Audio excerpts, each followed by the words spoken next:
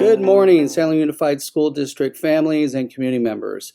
My name is Mike McLaughlin, and I'm the superintendent for the Salem Unified School District. I want to get in front of you a little bit today to give you some updates around the current Omicron surge and what the district has done and what we're doing to address all the effects of the current surge. But before I give you some announcements on things we have going on, I wanted to first say how grateful I am as the superintendent of the school district for all the support the families have always given the district, especially during these difficult times.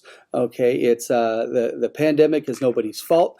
We are a educational institution that's had to pivot and become more of a medical institution to try to navigate all these things that come with dealing with COVID-19. So I appreciate all the support that you have given over the last 2 years. And right now we will need the same amount of support as we get through this surge. We're hearing this surge is spike. It will hopefully spike soon, and that means it'll come down soon, and hopefully we can get back to whatever the normalcy we were at before the Omicron surge. So again, thank you. I always am very grateful that I work in a community that really supports the school district. So with that, I have a couple announcements. So families, having your kid, whether you want them to come to school or we'd like to keep them at home, that's a family decision. And if you feel that your child's uncomfortable coming to school right now, there's some anxiety there about being in person with the current Omicron, you can keep them at home. Okay, you will not get an unexcused absence.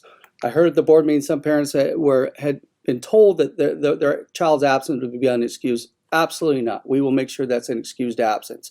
But if they are healthy enough to come to school, please, we want them here, and as the health officials always say, I just got off a meeting yesterday with Alameda Health and California State Department of Health, and they are saying again, the healthiest place for these children is in school. So again, if you have any issues with around your child's attendance or whatever, please contact your principal at your school site and explain the situation, and they should be able to help you. If not, please contact us here in the district office. So with that, I got a couple announcements.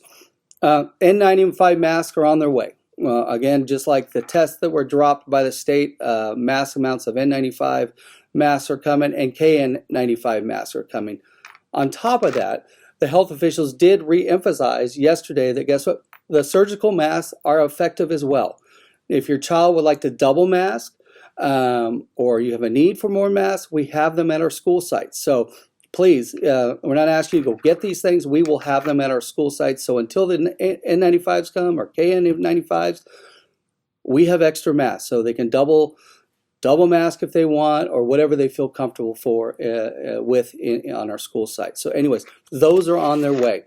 Our 2 Salem Unified School District testing centers, we're working hard to expand hours, to expand capacity. We're trying to get other groups out there to try to provide more testing and vaccinations.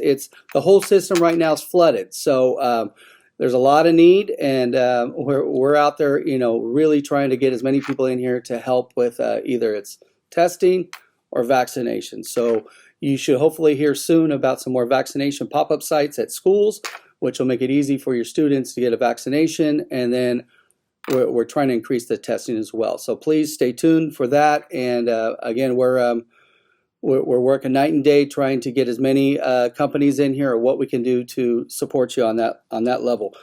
The COVID dashboard. So there was a lot of questions on whether or not it's updated. We're trying to update it 24 hours, but you can imagine the cases are 15 times more than what we dealt with in the beginning. So, we have a crew that does the contact tracing, and they're putting it up on the dashboard as soon as possible. So again, keep watching the dashboard.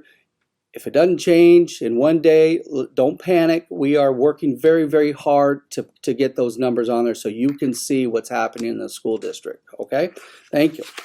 We're always working hard on, again, I mentioned the contact tracing. It's a difficult process. It's an ever-changing process. The guidelines are always changing, and we're trying to stay up on it. And we're hearing that there may be new guidelines coming on how we're supposed to contact trace. And once we get those new guidelines, they will be pushed out. Are they confusing and hard to understand? Absolutely. It's a very difficult process, and we are following it to the T as best we can. This is a struggle with every school district right now trying to do this contact tracing. So on top of running our schools at the same time. So please be patient with us. There's going to be clerical errors once in a while because we are humans. Okay, again, that comes back to please the support for us.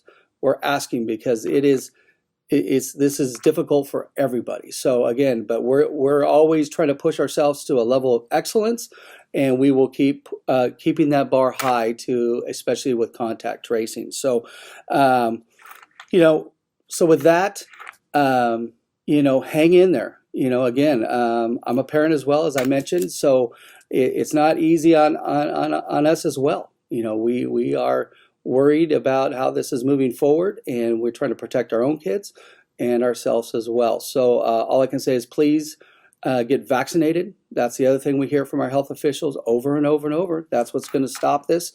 And and now it's all the way down to 5-year-olds. So please, if you can get your kid vaccinated, get in there as soon as possible and get that taken care of.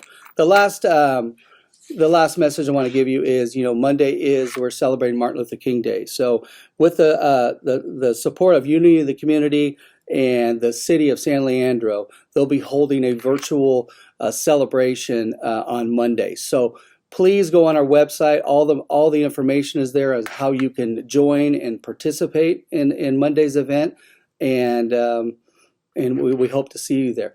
The last thing I'm going to leave you with is please, it's a 3-day weekend. If you can stay local, stay in your home, try not to travel too much, we can help slow down this surge and get back to, again, a sense of normalcy we had as much as we can have with COVID-19 before the Omicron surge. So please be safe, take care of each other, support each other. We're a strong community.